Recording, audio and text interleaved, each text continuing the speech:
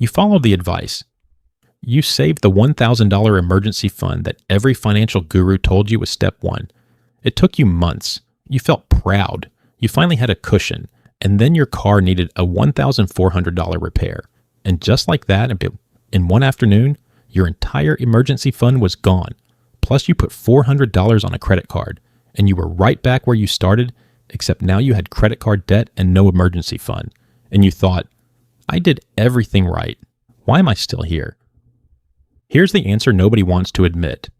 The $1,000 emergency fund isn't step one. It's a trap. Not because saving $1,000 is bad. Any savings is better than none. But because $1,000 in today's world isn't an emergency fund, it's a speed bump.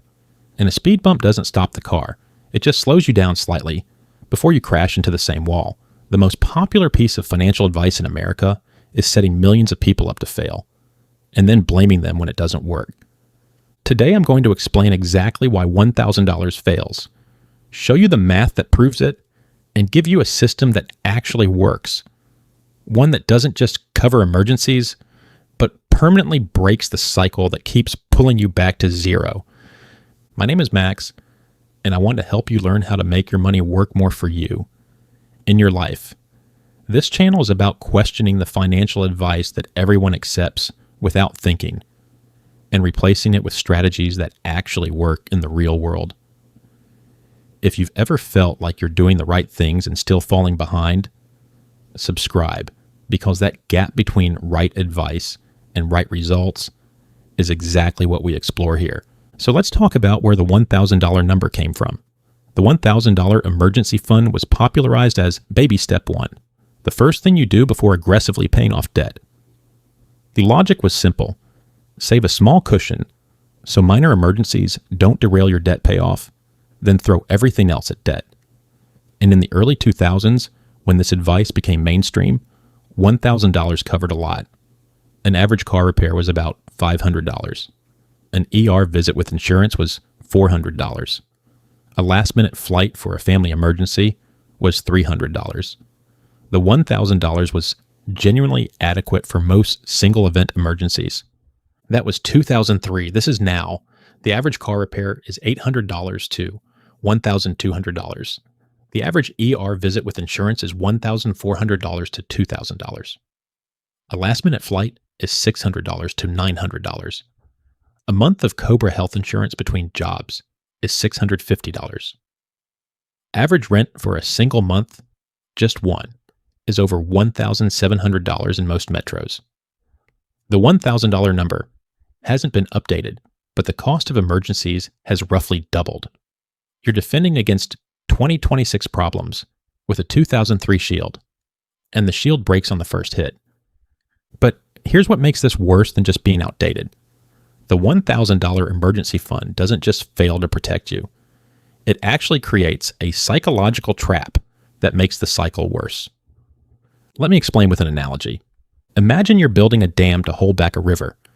Someone tells you, just stack rocks until you have a 1-foot dam. That's baby step one. So you stack rocks until you have a 1-foot dam, and the river is 5 feet deep. The first time the water rises, and it will rise, because it always does, the dam fails. The water blows through, and now you're standing in a flood, without rocks, staring at the wreckage. But here's the cruel part. Building the 1-foot dam took you months of effort, months of discipline, months of sacrifice. And when it fails, you don't just lose the money. You lose the belief that building dams works. You think, I tried. It didn't protect me. What's the point? And that loss of belief, that demoralization, is far more expensive than the money, because a person who doesn't believe saving works stops saving, and a person who stops saving stays in the cycle permanently. The $1,000 emergency fund doesn't just fail mathematically. It fails psychologically. It sets a target that's almost guaranteed to be overwhelmed by the first real emergency, and when it fails, it teaches your brain that saving is futile. But here's where it gets really interesting, because the solution isn't just save more. The solution is a completely different architecture. Let me show you the psychology first, because understanding why $1,000 fails at a brain level explains why the alternative works so much better. When you have $1,000 saved, Your brain categorizes it as emergency money. But here's the problem with that category. Research from behavioral economist Richard Thaler on mental accounting shows that when money is labeled for a specific purpose, your brain becomes hypervigilant about threats to that money. You're constantly aware that one bad event will erase everything. That awareness creates chronic low-grade anxiety, the same kind of anxiety that comes from knowing you're one flat tire away from zero. Thaler's research also shows that the stress of protecting a small buffer often pushes people to spend it preemptively. It's a paradox. The more anxious you are about losing the $1,000, the more likely you are to spend it impulsively, because spending it removes the anxiety of potentially losing it. The psychology of small emergency funds actually accelerates their depletion. Compare that to what happens at a properly sized buffer, roughly $2,500 to $5,000 for most people. At that level, your brain shifts from "this will get wiped out" to "this can absorb a hit." The anxiety drops dramatically. The money stops feeling fragile and starts feeling functional. And functional money gets protected because your brain stops categorizing it as at risk and starts categorizing it as stable. The threshold between anxious about it and calm about it isn't $1,000. It's roughly 2 to 3 months of essential expenses. For most people, that's $3,000 to $5,000. Now, I know you're thinking, if I could save $5,000, I would. The whole point of starting at $1,000 is that it's achievable. And I hear you. Building a $5,000 fund from zero feels overwhelming, which is exactly why the alternative isn't save $5,000 instead of $1,000. The alternative is a tiered system that builds progressively and gives you real protection at every stage. Here's the system. It has 3 tiers, each with a specific purpose and a specific timeline. Tier 1, $2,500 in a checking or high-yield savings account. This is your Life Happens Fund. It covers the real cost of the most common single-event emergencies: car repairs, medical copays, emergency travel, appliance failures. At $2,500, you can absorb the average emergency without going into debt and without feeling like your entire safety net was destroyed. Timeline to build: $250 per month for 10 months or $500 per month for 5 months. Tier 2, grow the fund to 1 month of essential expenses, typically $3,000 to $4,500 on top of Tier 1. This is your disruption fund. It covers events that affect your income, a job loss, a medical leave, a necessary relocation. At 1 month of expenses, you can survive a disruption long enough to make decisions from calm rather than panic. Timeline: another 6 to 10 months at the same contribution rate. Tier 3, grow to 3 months of essential expenses, typically $8,000 to $15,000 total, depending on your cost of living. This is your full emergency fund. At this level, you can navigate a job loss, a health crisis, or a major life transition without touching investments, taking on debt, or making decisions from desperation. And psychologically, 3 months is the threshold where your brain fully shifts from scarcity mode to stability mode, the transition that unlocks better decision-making across your entire financial life. Now, you might be thinking, that takes forever. The $1,000 fund was supposed to be quick so you could move on to debt payoff. And here's the critical reframe. Speed to a useless number is not progress. Arriving quickly at a buffer that fails on first contact doesn't help you. It just lets you start the debt payoff phase, which then gets interrupted by the first emergency, which goes on a credit card, which adds to the debt, which makes the payoff take longer. The quick $1,000 feels fast, but creates a cycle that's actually slower than building the right buffer from the start. Let me show you the math. Scenario A, the $1,000 approach. You save $1,000 in 2 months. You start aggressive debt payoff. 4 months in, a $1,800 emergency hits. The $1,000 covers part of it. The remaining $800 goes on a credit card at 22% interest. You pause debt payoff to rebuild the $1,000 fund. That takes 2 more months. Then you resume debt payoff, but now you have an additional $800 in high interest debt. 8 months later, another emergency. $1,200. The $1,000 fund covers most of it. $200 goes to the credit card. Rebuild again. The cycle continues.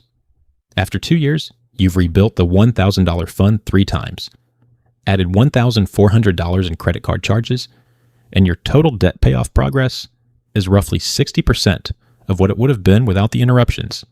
Scenario B, the tiered approach. You spend 5 months building to $2,500. Tier 1. During those 5 months, you make minimum payments on debt. Then you start aggressive debt payoff. 4 months in, the same $1,800 emergency hits. Your $2,500 fund absorbs it completely. No credit card, no new debt. You rebuild the fund to $2,500 in 3 months while maintaining minimum debt payments, then resume aggressive payoff. After 2 years, your total debt payoff progress is roughly 85%. Because the interruptions didn't add new debt and the rebuilds were faster since the target was reachable.